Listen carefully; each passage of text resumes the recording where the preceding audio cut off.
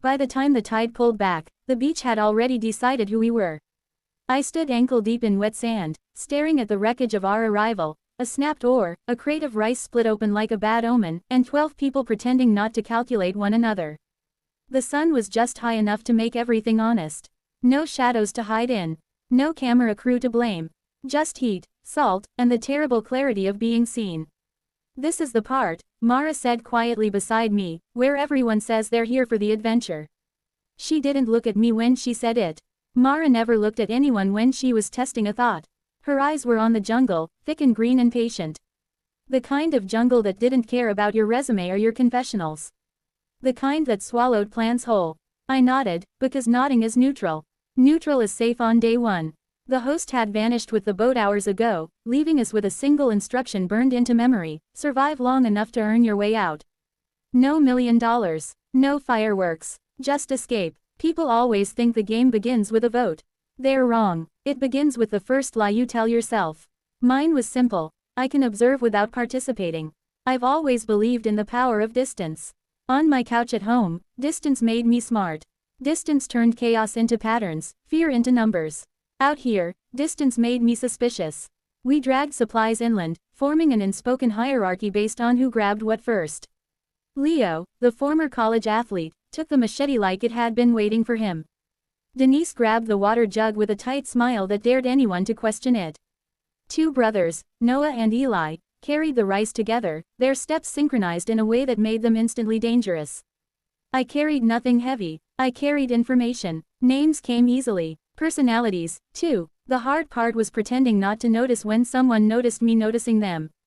By sundown, we had a shelter that leaned more than it stood, and a fire that flickered with the indecision of a jury still out. Hunger sharpened everyone's edges. Hunger always does. It turns politeness into a limited resource. So, Leo said, clapping his hands once, too loudly. We should talk about how this works. There it was. The first circle. The first almost meeting that pretended not to be one. We sat. We squatted. We hovered. No one wanted to be the last to commit to the shape, because the shape implies structure, and structure implies power. We don't know how long we're here, Denise said. Could be days. Could be weeks. Or longer, Mara added. Still not looking at anyone. I finally spoke because silence, too, can be read as strategy. Whatever it is, it's not random. They didn't drop us here to watch us starve. There's a system. A system, Noah repeated, skeptical. You sound pretty confident about that. I shrugged. Confidence is free. A few people laughed. Laughter is a small gift, but on day one it feels like food. That night, I learned the second rule of escape. Sleep is a liability. The jungle never shuts up. Something is always crawling, chirping, cracking a twig just close enough to feel intentional.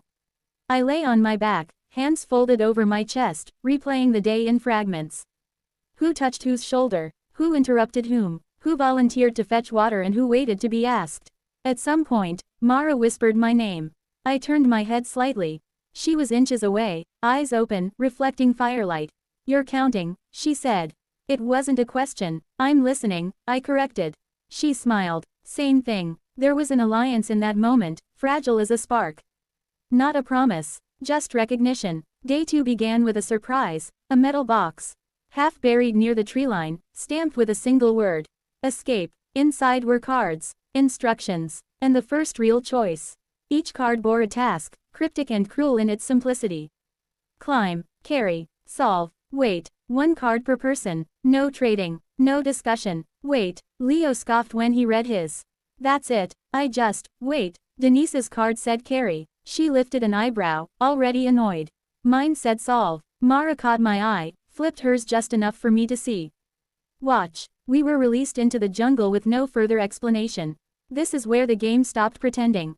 My task led me to a clearing with a stone table etched in symbols. Not puzzles, exactly. More like questions without answers. Patterns that dared you to invent meaning. I knelt, tracing a spiral with my finger, and felt the familiar thrill of uncertainty. The joy of not knowing. At home, uncertainty is uncomfortable. Here, it was currency. I didn't solve it quickly. That was the trick. Anyone can rush. Very few people can wait without panicking. When the stone finally shifted, revealing a narrow compartment, I found not an advantage, but a note. Information is heavier than it looks. Choose when to carry it. By the time we reconvened at camp, everyone had changed.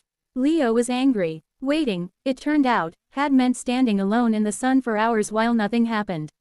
He took it personally. Denise was exhausted, her arms trembling from hauling a crate through dense brush only to find it empty. Noah had climbed a tree and found nothing. Eli had carried water to a dried-up well. Mara watched. They all looked at me, unspoken question hanging in the air. "What did you get?" someone asked. I folded the note in my pocket, feeling its weight settle into something solid. "Nothing useful," I said. And just like that, the third rule of escape revealed itself. The truth is rarely the most powerful thing you can say. That night, the box reappeared.